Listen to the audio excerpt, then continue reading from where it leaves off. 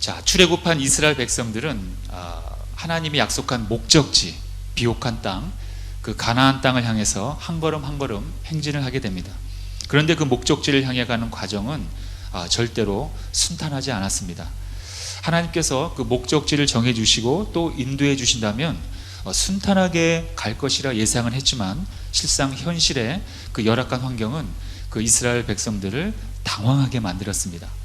하나님이 출애굽 시켜 주셨으니까 그냥 순탄하게 목적지 가나안 땅까지 갈 것이라 예상을 했었던 것입니다. 그런데 그들에게 열악한 환경은 역시 무엇보다 식량과 물이었습니다. 그러나 그때마다 하나님께서는 그 백성들의 그 연약함을 아시기 때문에 그때마다 채워주시고 공급해 주셨습니다. 하지만 그럼에도 불구하고 이스라엘 백성들은 그 순간을 참지 못하고 결국 하나님을 원망하고 급기야 다시 애굽으로 돌아가고 싶다고 원망을 하게 됩니다. 여러분 생각해 보세요. 430년간 고된 노예 생활로 애굽에서 해방시켜달라고 하나님께 부르짖었던 때가 언제인데, 이제 다시 그 물과 식량 때문에 다시 그 노예 생활했던 애굽으로 돌아가게 해달라고 하나님한테 원망하는 것입니다. 우리가 볼 때는 어처구니 없는 것 같지만 사실 성경은 우리의 거울이고 우리의 자화상입니다. 내 뜻대로 되지 않을 때 우리는 하나님을 원망하고 우리의 시선을 역시 과거로 돌리게 됩니다. 이스라엘 백성들의 그 최고조의 원망과 불평은 민수기 14장에 나옵니다. 가나안 땅을 바로 코앞에 두고 이스라엘 백성들은 미리 그 가나안 땅을 정탐을 하게 됩니다. 그런데 그 정탐을 하고 돌아온 정탐꾼들의 보고를 들은 이스라엘 백성들은 절망하고 울고 하나님을 또다시 원망합니다. 왜 그랬습니까? 이유는 가나안인들의 그 거대한 체격과 그들의 그 거대한 모습을 볼 때 자신들은 마치 메뚜기와 같으며 그들과 전쟁으로 싸워서 이길 수 없을 거라 미리 절망했기 때문입니다. 여기서 하나님은 굉장히 진노하십니다. 그리고 이렇게 하나님은 말씀하십니다. 내 영광과 애굽과 광야에서 행한 내 이적을 보고서도 이같이 10번이나 나를 시험하고 내 목소리를 청종하지 아니한 그 사람들은 내가 그들의 조상들에게 맹세한 땅을 결단코 보지 못할 것이요 또 나를 멸시하는 사람은 한 사람도 그것을 보지 못하리라. 이게 무슨 말입니까? 하나님한테 원망하고 또 불신을 품은 그러한 사람들은 내가 애초에 약속했던 그 가나안 땅을 밟지 못할 것이다, 이렇게 말씀하시는 겁니다. 결국 하나님께서는 그동안의 은혜를 기억하지 못하고 원망하는 백성들을 벌하십니다. 하나님은 분명히 가나안 땅을 차지할 것이고 또 주겠다고 아브라함 때부터 분명히 약속하셨습니다. 그러나 눈에 보이는 그 열악한 환경을 보며 하나님의 약속을 무시했거나 또는 기억하지 못했거나 가볍게 여겼던 이스라엘 백성들은 하나님의 진노를 절대로 피하지 못했던 것입니다. 이스라엘 백성들은 하나님이 그 행하셨던 기적들을 여러 번 체험했음에도 불구하고 이러한 거듭되는 원망과 불평을 했던 그 이유가 여러분 무엇일까요? 우리가 성경책을 펼쳐서 이스라엘의 구약시대의 그 역사를 보면은 아니 이렇게 엄청난 하나님의 은혜를 입었음에도 하나님의 이러한 초자연적인 기적을 체험했음에도 불구하고 그 순간을 못 이겨서 하나님한테 어떻게 이렇게 원망하고 불평을 했을까, 이런 의심이 들 때가 있을 것입니다.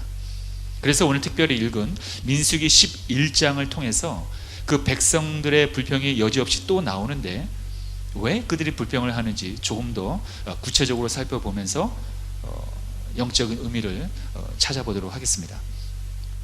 오늘 읽은 민수기 11장에서는 백성들의 불평은 한마디로 말해서 만나의 실증이 났던 것입니다. 만나. 여러분, 만나가 무엇입니까? 이스라엘 백성들이 출애굽해서 이 신광야라는 곳에 이르렀을 때 이렇게 원망합니다. 우리가 애굽 땅에서 고기 가마 곁에 앉아있던 때와 떡을 배불리 먹던 때에 야훼의 손에 죽었더라면 좋았을 것을 너희가 이 광야로 우리를 인도해내어 이 온 회중이 줄여 죽게 하는도다. 애굽 땅에서 우리가 고기 먹고 떡을 배불려 먹었는데 이 막상 하나님이 나오라고 해서 사막에 나왔건만 먹을 게 없어서 우리가 다 굶어 죽게 됐다는 것입니다. 그리고 다시 430년간이나 노예로 살았던 그 애굽으로 다시 돌아가고자 하는 마음이 싹트기 시작했던 것입니다. 이렇게 하나님을 원망하고 불평했던 것입니다. 여러분, 우리의 육신은 강한 것 같지만 굉장히 한계가 있고 굉장히 연약합니다. 물론 먹는 문제는 사실 되게 중요합니다. 왜 중요합니까? 우리의 생명과 직결되기 때문입니다. 우리에게는 굉장히 중요한 문제입니다. 가볍게 여기거나 우리가 먹는 문제를 천하게 여겨서는 안 됩니다. 먹을 것은 우리의 직업과 연결이 되고 또 직업은 우리의 사명과 연결이 됩니다. 그래서 우리는 이 먹는 문제로 인해서 중요하기 때문에 고심하고 또 계획하고 때로는 염려하기도 합니다.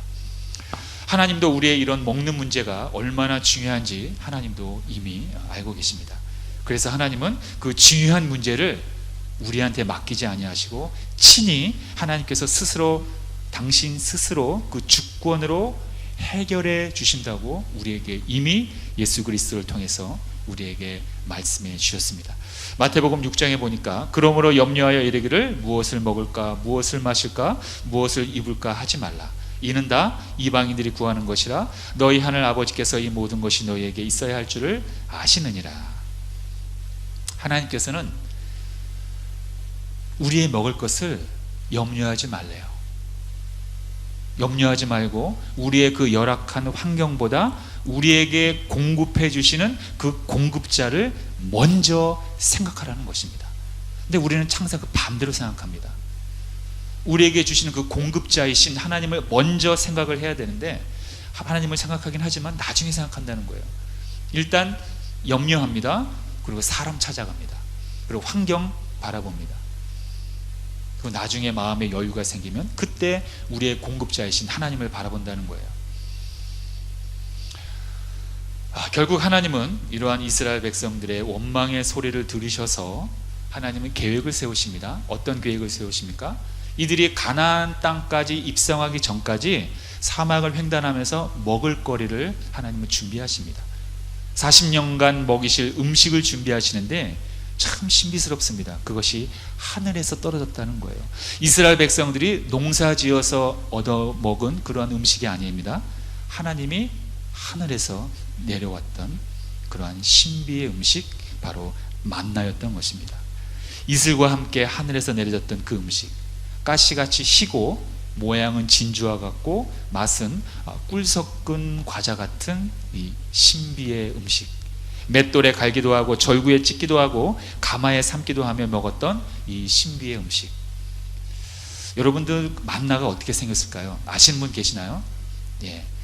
만나가 어떻게 생겼다고 알면은 이단입니다. 성경에 나와 있지 않기 때문입니다. 물론 이렇게 가시같이 희고 모양은 진주 같고 맛은 꿀 섞은 과자 같은 거다 이렇게 설명은 되어 있지만은 정확히 그게 어떤 건지는 아직까지 학자들이 연구는 하고 있습니다만 정확하게 나오진 않고 있어요. 아무튼 분명한 것은 새벽에 또는 밤에 이슬과 함께 하늘에서 떨어졌다는 것입니다. 마치 겨울의 흰 눈처럼. 저는 그래서 한번 상상해 봤습니다. 과연 이 만나가 하늘에서 떨어질 때 어떤 모습이었을까?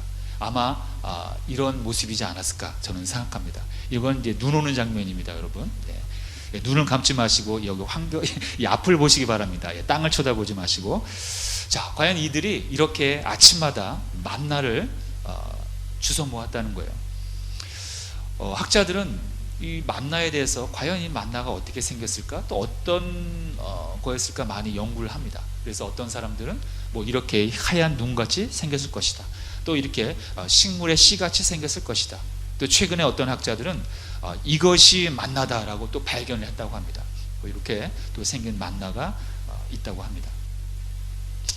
자, 그런데 문제는 이 출애굽기 16장에서 주셨던 그 만나를 농사도 짓지 않았음에도 하나님께서 주신 이 생명과도 같은 이 거룩한 음식을 이스라엘 백성들은 민수기 11장에서 무시하며 실증을 내고 고기를 달라고 다시 또 원망을 한다는 것입니다.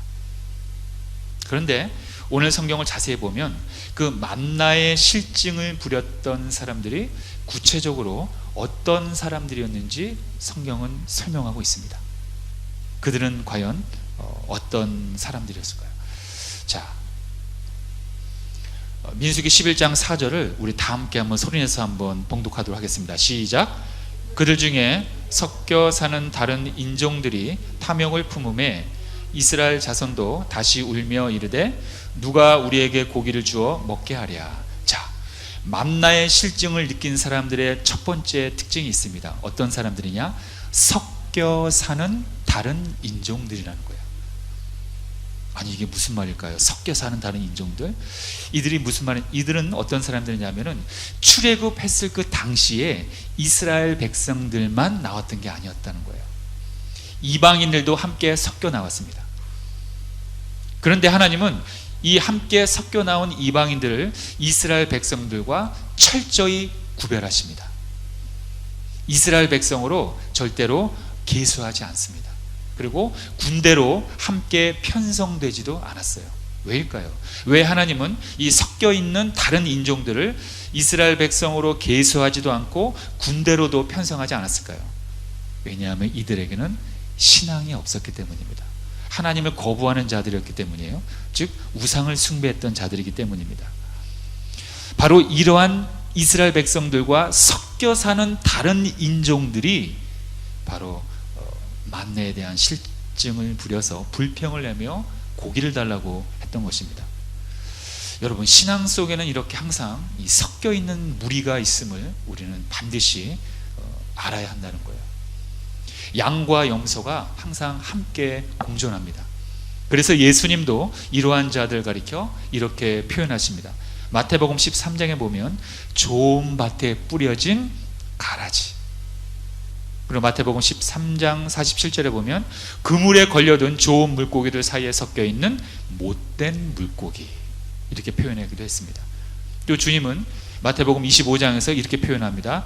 양들 사이에 섞여 있는 염소들, 가라지, 못된 물고기, 염소들, 바로 이러한 표현들이 바로 신앙 속에서 이렇게 항상 함께 섞여 있는 그러한 이방인들을 가리킨다는 거예요.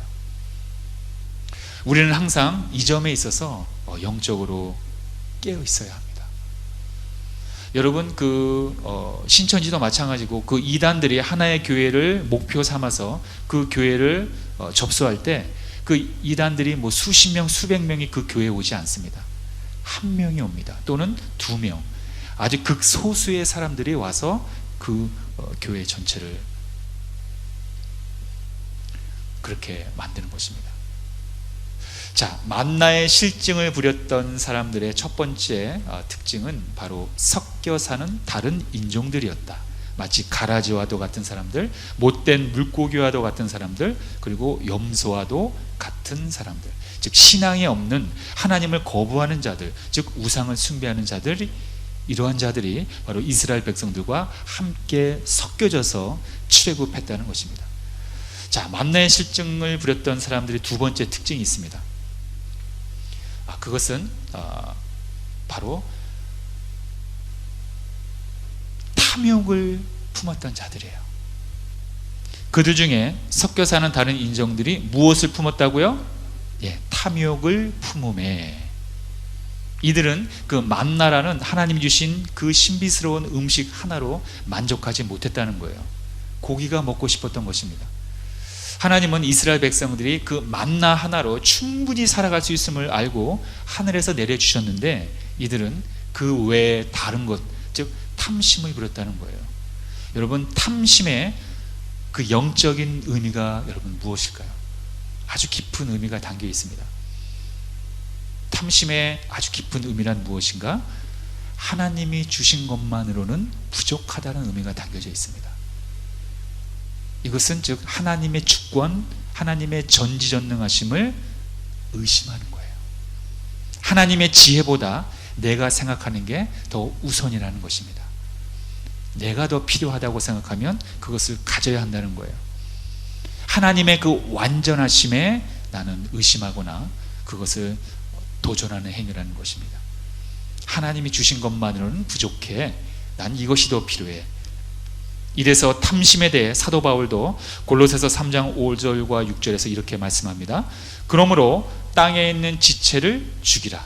곧 음란과 부정과 사욕과 악한 정욕과 탐심이니 탐심은 우상 숭배니라. 그 다음 말씀이 더 중요합니다. 이것들로 말미암아 하나님의 진노가 임하느니라. 이렇게 사도 바울은 이야기합니다. 바로 이렇게 섞여 사는 다른 인종들은 탐심이라는 우상을 심령 가운데, 마음 가운데 숭배하고 있었다는 거예요. 하나님이 주신 것 갖고는 부족하다는 것입니다. 만나 갖고는 부족하다는 것입니다. 여러분, 하나님이 여러분들에게 주신 것들을 아주 소중히 여기시는 그러한 여러분들 되시기를 진심으로 주님의 이름으로 축원드립니다. 하나님이 여러분들에게 주신 것이 무엇이 있습니까? 여러분들 각자마다 뭐 차이가 있겠지만 여러 가지의 것들이 있을 것이라고 저는 봅니다. 무엇보다도 여러분들에게 있어서 가장 중요한 것이 무엇이죠? 생명입니다. 그렇죠? 여러분들 자신이 중요한 거예요. 또 여러분들 가족이 굉장히 중요합니다. 또 이 교회가 굉장히 중요합니다. 그리고 예배가 굉장히 중요합니다. 그리고 내가 속해 있는 이 지역, 사회, 내가 밟고 있는 이 영토, 땅, 그리고 하나님이 주신 이 자유, 내 마음껏 교회에 가서 예배를 드릴 수 있는 이 자유, 거주의 자유, 선택의 자유, 예배 드릴 수 있는 자유, 이 자유가 얼마나 소중하고 얼마나 놀라운 권리인가를 우리는 소중하게 생각해야 한다는 것입니다. 하나님께서는 우리에게 이러한 많은 것들을 우리에게 허락해 주셨고 우리에게 알맞게, 그 밸런스에 맞게 다 주셨다는 거예요. 우리가 영적인 눈이 어두워서, 영적인 눈에 가려져서 때로는 그것을 못 볼 뿐이지 하나님께서는 다 완벽하게 시스템을 만들어 놓았다는 것입니다. 자, 하나님께서 40년간 이스라엘 백성들에게 먹이실 만나를 주었음에도 불구하고 만나의 실증을 부렸던 사람들의 세 번째 특징이 있습니다. 그것은 바로 부정을 전파하는 자들이었다는 거예요. 이게 무슨 말이냐? 제가 노란색 글씨를 썼는데요. 그들 중에 섞여 사는 다른 인종들의 탐욕을 품음에 그 다음에 이스라엘 자손도 다시 울며 이르되. 이게 무슨 말이냐 하면은 이스라엘 백성들이 다시 울었다. 왜 다시 울었습니까? 누구에게 영향을 받았다는 거예요. 어떤 영향이냐? 섞여 사는 다른 인종들이 탐욕을 품은 것에 대해서 영향을 받았다는 거예요. 이스라엘 자손들이. 그래서 다시 또 울었다. 원망을 했다는 것입니다. 이스라엘 백성들이 다시 울며 하나님을 원망했던 이유는 바로 섞여 있는 이방인들이 탐심을 품고 이스라엘 백성들에게 원망을 전파했기 때문입니다. 지금 그 새벽 예배 때 로마서를 나가고 있는데요. 이 로마서는 굉장히 중요한 성경입니다. 이거는 우리가 하나님 나라 갈 때까지 날마다 거듭해서 읽고 묵상하고 생각하고 늘 성찰해야 하는, 저는 성경 중에서도 복음이라고 저는 생각합니다. 많은 사람들이 고민을 합니다. 그리스도인들도 마찬가지고 크리스찬이 아닌 사람들도 마찬가지고, 나는 누구인가? 그리고 나는 어디로 가는가? 그리고 그리스도인들도 마찬가지예요. 예수를 믿음에도 불구하고 나는 왜 또 여전히 죄를 더 좋아하는가? 왜 또 여전히 죄에게 끌리는가? 이러한 마치 해답이 없을 것 같은 문제들에 대한 그러한 답이 나와 있는 성경이 바로 로마서라는 거예요. 사도 바울조차도 예수를 믿는 그러한 대사도였지만 그의 마음 가운데는 악과 선이 함께 공존한다고 고백을 했고, 그 악을 이기기 위해서는 예수 그리스도와 함께 사는 십자가로 말미암아 나의 옛 자아, 옛 본성인 죄악의 본성이 이미 예수님과 함께 죽었다는 그 사실을 믿고 받아들임으로 인해서 내 안에 있는 악을 이길 수 있다는 그 위대한 선언이 우리의 남아있는 삶을 선으로 이끌어갈 수 있다는 것입니다. 하지만 그럼에도 불구하고 악과 선은 여전히 존재하기 때문에 우리의 마음 가운데 우리가 성령의 충만함을 받지 못할 때는 악에게 매력을 느껴서 우리는 더 끌려갈 때가 많다는 것입니다. 이스라엘 백성들은 그 소수에 섞여 있는 그러한 다른 인종들의 탐욕스러운 마음 가운데 끌려갔다는 거예요. 그 소수의 사람들이 부정적인 것을 더 퍼뜨리고 더 하나님을 원망할 때 그들은 영향을 받고 똑같이 하나님을 원망하고 하나님이 주신 만나를 우습게 생각했다는 것입니다. 하나님이 그동안 자신에게 주었던 그 은혜와 축복을 가볍게 생각하고 그냥 원래 있었던 것으로 생각했다는 거예요. 하나님이 아니어도 그냥 원래 내가 갖고 있었던 것으로 오해하고 있었다는 겁니다. 여러분, 죄악의 특징이 있습니다. 죄악의 특징은 파괴적입니다. 그리고 전파성이 굉장히 빠릅니다. 그리고 치명적입니다. 그리고 겉으로 보기에는 항상 합리적이고 매력이 있습니다. 굉장히 논리적입니다. 죄가 죄같이 다가오면 사람들은 절대로 속지 않겠죠. 이 이스라엘 백성들도 마찬가지라는 거예요. 이 소수에 섞여 있는 다른 인종들이 탐욕을 품고 하나님이 너희들이 믿는 하나님이라면 왜 우리에게 이러한 맨날 똑같은 음식을 주겠냐, 하나님한테 우리가 원망하자, 그를 모세를 괴롭히자, 이렇게 말했던 것입니다. 이스라엘 백성들은 이 소수의 무리들에게 불만이 전가돼서 하나님을 함께, 그들과 함께 원망했던 것입니다. 조금 전에 말씀했듯이 이단이 교회에 침투할 때 수십 수백 명이 오지 않습니다. 한두 명의 그 부정적인 사람들이 교회에 찾아와서 그 교회의 약점을 발견하고 그것을 극대화시켜서 불만과 불평을 만들어서 성도들을 나누고 분열을 시킨다는 것입니다. 자, 이렇게 이스라엘 백성들을 만나에 대한 실정을 느끼고 고기를 달라고 계속해서 원망을 합니다. 이 소리를 들은 모세는 과연 어떻게 반응했을까요? 이러한 백성들의 한탄을 스러운 원망의 소리를 듣고 모세는 하나님한테 이렇게 말합니다. 민수기 11장 11절로 보면 우리말 성경입니다. 모세가 야훼께 말했습니다. 왜 주께서는 주의 종을 괴롭히십니까? 왜 제가 주의 은총을 받지 못하며 주께서는 이 모든 백성의 짐을 다 저에게 지우십니까? 이 모든 백성들을 제가 낳았습니까? 제가 저들을 낳았습니까? 왜 마치 제가 이들을 낳은 것처럼 주께서는 유모가 아기를 품듯이 저들을 제 팔에 품고 주께서 그들의 조상에게 맹세하신 땅으로 데려가라고 하십니까? 제가 고기를 어디서 구해 이 백성에게 주겠습니까? 저들이 저를 보고 우리에게 고기를 주어 먹게 하라고 울어댑니다. 저 혼자만으로는 이 모든 백성을 감당할 수가 없습니다. 그들이 제게는 벅찹니다. 주께서 제게 이렇게 하시겠다면 제발 저를 불쌍히 여기셔서 지금 당장 저를 죽이시고 이 곤란한 일을 보지 않도록 해 주십시오. 모세가 참 많이 힘들었나 봐요. 나와도 특별한 상관이 없는 사람들입니다. 저 사람들 내가 낳은 사람들 아닙니다. 하나님, 당장 차라리 저를 죽여주시고 이 곤란한 일을 겪지 않게 해달라고 모세의 한탄스러운 그러한 기도의 내용이 나옵니다. 이러한 모세의 말을 들은 하나님께서 곧바로 응답을 하십니다. 뭐라고 응답하시냐?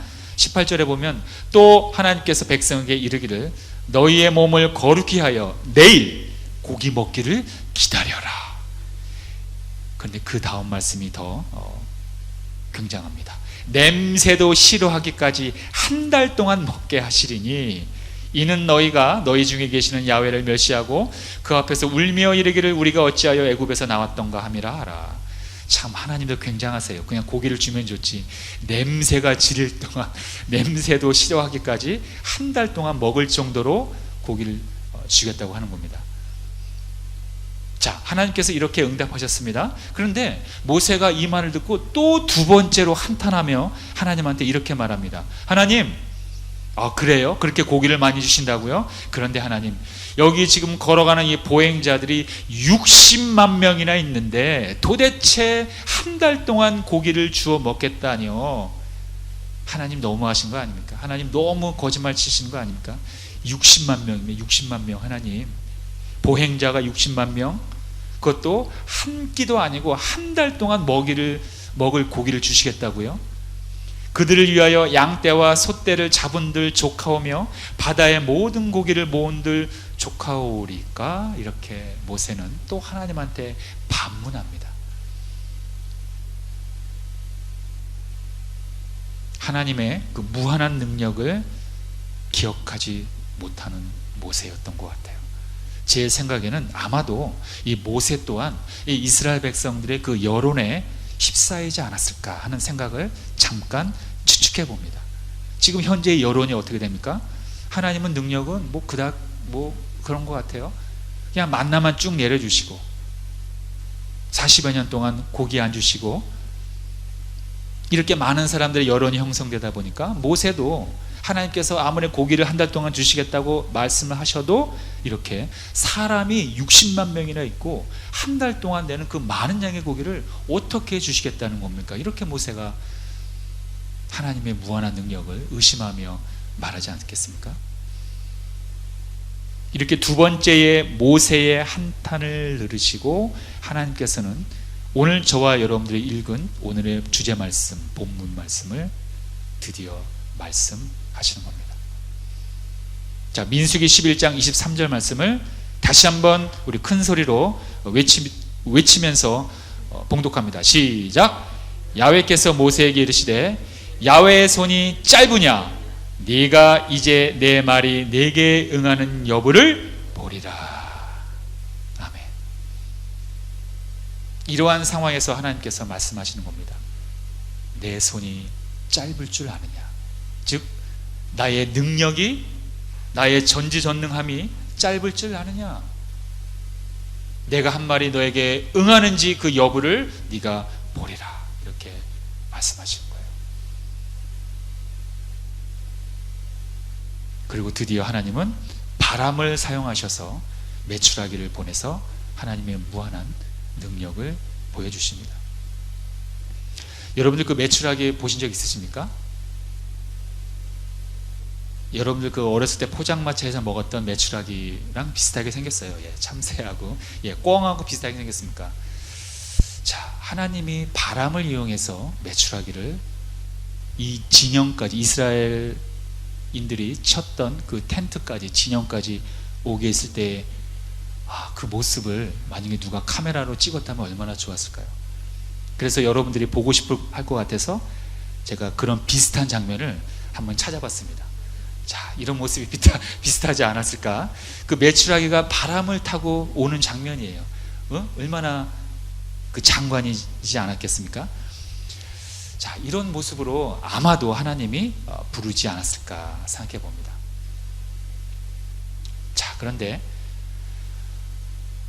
하나님께서는 이렇게 바람을 사용하셔서 메추라기를 끌어오게 하셔서 이들에게 먹을거리로 사용하게 해주십니다. 그렇다면 하나님께서는 이들의 그 불만에 섞인 그 소리에 응답을 하셨는가? 물론 겉으로 보기에는 응답하신 것입니다. 그러나 이 응답은, 하나님의 응답은 선한 마음으로, 그들의 선한 마음으로 응답하신 것이 아니라는 거예요.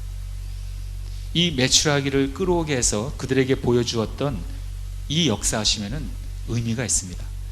그들이 기도가 하도 간절하게 기도를 했길래 그러한 마음에 불쌍히 여겨서 응답을 해주신 것이 아니라 하나님의 전능하심을 보여주는 그러한 응답이었다는 것입니다. 그래서 하나님께서는 백성들이 이 메추라기 고기를 씹기도 전에 큰 재앙으로 이들을 벌하십니다. 오늘 읽지는 않았지만 이 11장 후반부에 나옵니다. 그런데 구체적으로 어떤 재앙으로 이스라엘 백성들 벌하셨다고는 성경에 표현하고 있지는 않지만 아무튼 큰 재앙을 일으켜서 이들이 고기를 씹기도 전에 원망 불평했던 이스라엘 백성들을 벌하시는 장면이 나온다는 거예요. 우리는 하나님의 능력을 우리의 수준으로 생각하는 경우가 참 많이 있다는 거예요. 우리의 한계로 하나님의 능력을 제한하는 경우가 사실 삶 가운데 굉장히 많이 있습니다. 그 증거가 무엇입니까? 우리가 원하는 대로 이루어지지 않을 경우 하나님을 원망하거나 하나님께 섭섭하다는 거예요. 심지어는 하나님의 살아계심을 의심하기도 합니다. 하나님은 우리에게 필요하지 않은 것들을 이미 아시기 때문에 막으십니다. 우리는 하나님의 주권에 마음과 몸으로 모두 순종해야 합니다. 하나님이 우리에게 원하시는 것은 무엇입니까? 단 하나입니다. 하나님의 주권을 인정하여 우리가 하나님 앞에 순종하는 것입니다. 여러분들에게 하나님은 오늘도 이렇게 질문하십니다. 하나님의 손이 짧은 줄 아느냐? 하나님의 손이, 즉 하나님의 능력이, 하나님의 전지전능하심이 짧은 줄 아느냐? 이렇게 우리에게 하나님은 말씀하십니다. 하나님께서 우리의 자유의지를 소중하게 생각하고 존중하듯이 우리도 하나님의 판단, 하나님의 선택, 즉 이게 무슨 말입니까? 하나님의 주권입니다. 하나님의 주권을 우리가 인정해야 한다는 것입니다. 그가 막으시고 그가 제한하실 때는 전적으로 우리의 유익을 위함임을 우리는 반드시 알아야 한다는 것입니다. 하나님의 능력은 절대로 짧지 않습니다. 절대로 모자라지 않습니다. 손이 짧으신 분이 아니라는 거예요. 하나님이 정한 때에 하나님의 방법으로 역사하실 뿐이지 하나님은 완전하며 오차가 전혀 없으시다는 것입니다. 하나님은 항상 말씀하시고 그것을 반드시 이루시는 분입니다. 에스겔서 17장 24절 나 야훼는 말하고 이루느니라. 여러분, 하나님의 그 무한한 능력을 다 잊지 마시고 우리의 분깃, 즉 영원한 기업 되시는 하나님께 우리의 힘과 마음과 목숨을 다하여 하나님을 사랑하고 또 하나님께 순종하는 그러한 저와 여러분 되시길 주님의 이름으로 축원드립니다. 네, 기도하겠습니다. 할렐루야. 좋으신 아버지 하나님 감사합니다. 오늘도 우리에게 귀한 말씀을 주심을 감사드립니다. 아버지 하나님이시여, 하나님의 손은 절대로 짧지 않습니다. 하나님의 능력은 제한이 없습니다. 그럼에도 불구하고 우리가 하나님께 하나님의 손이 짧은 줄 알고 원망과 불평을 하지 않았나? 우리가 다시 한번 성찰해 봅니다. 우리의 왕 되신 하나님, 우리의 목자 되시는 하나님, 내가 부족함을 미리 아시고 내 앞에 구덩이가 있을 때 나의 길을 막으시는 우리 하나님, 우리의 마음과 힘과 목숨을 다하여 무한한 하나님을 끝없이 찬양하고 경배하며 살게 하여 주시옵소서. 이 온통 이 세상은 오염되어 있으며 우리가 하나님 앞에 나아감을 가로막고 있습니다. 하나님, 이 혼탁한 삶 가운데 우리가 하나님을 향한 그 믿음을 잃어버리지 않는 방법은 오직 한 가지, 하나님의 무한한 능력 앞에 우리가 무릎 꿇고 아버지의 말씀을 순종하는 길뿐입니다. 하나님, 우리가 오직 하나님의 말씀 가운데 순종하여 가나안 땅에 입성하는 우리 모두가 되게 하여 주시옵소서. 예수님의 이름으로 기도하옵나이다. 아멘. 왕이신 나의 하나님, 우리 왕 되신 하나님을 다 함께 경배하도록 하겠습니다.